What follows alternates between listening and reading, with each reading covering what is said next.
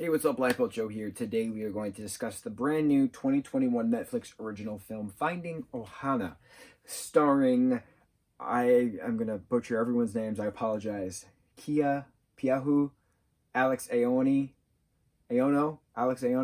Lindsay Watson, that was easy, Owen Vaccaro, Kelly Hu, Branscombe Richmond, Brad Kalilemoku.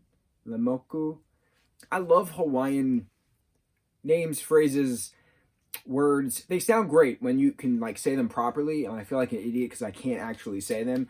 Alex Aono, though, he's a singer. He's incredible, incredibly talented, extremely good looking, incredibly talented. So this movie is Dora the Explorer meets the Goonies with a dash of Indiana Jones, because Indiana Jones is mentioned 3 times in this film.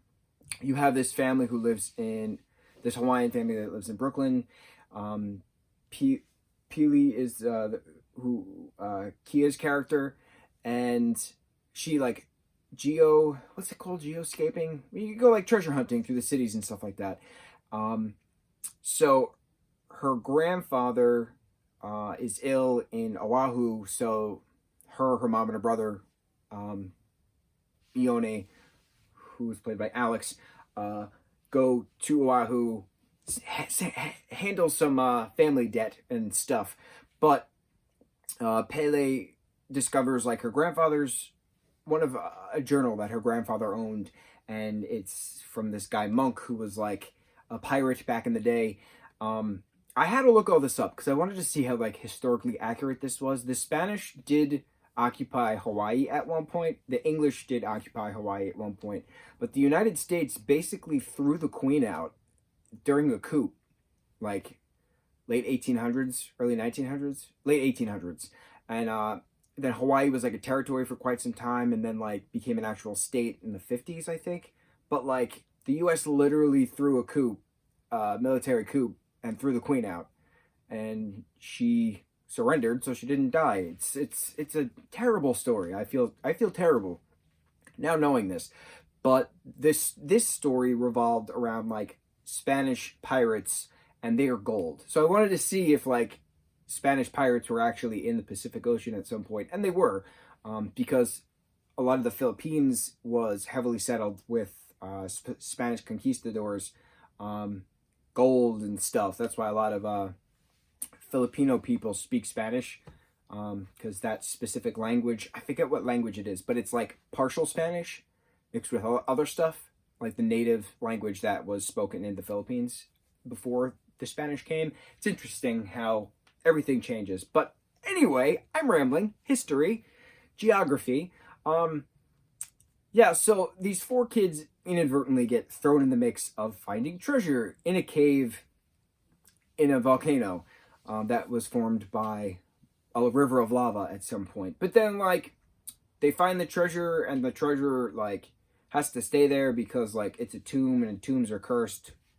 And then, like, ghosts are trying to kill them at some point, and then, like, their father, who was in the military, and he died in the military, like, is the leader of these ghosts at some point, but, like, in a good way, and he's protecting them, and, like, allows them to live. It was a strange movie because it had so much potential. You had Dora the Explorer meets the Goonies with a dash of Indiana Jones, right?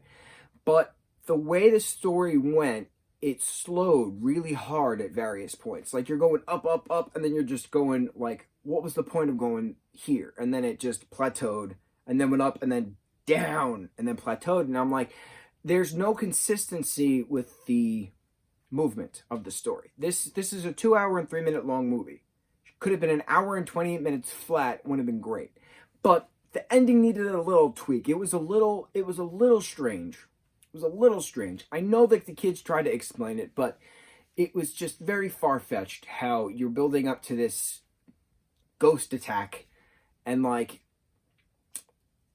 it's settled because their dad is the leader of them. It was a little far-fetched, but I did enjoy a lot of the action sequences. I loved the set design. I loved the costuming, the props. I mean, you could tell this was a Netflix film. This was a big budgeted project. You could tell.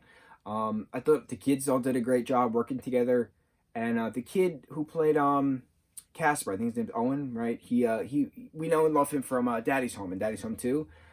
He's a great little kid. But there was so many points in this movie where he's talking about his nipples and like he literally says, "Ah, my bits."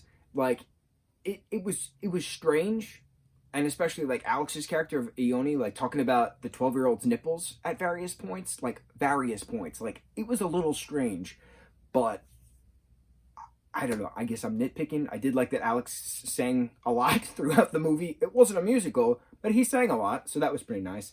I did like the little behind-the-scenes cast moment at the end during the credits where they're all singing a song, with ukuleles and guitars. I thought that was pretty neat. This could have been great, but it was a good movie. It was good. It wasn't terrible. It was good. I'll give it that. Yeah. Mucho mahalo.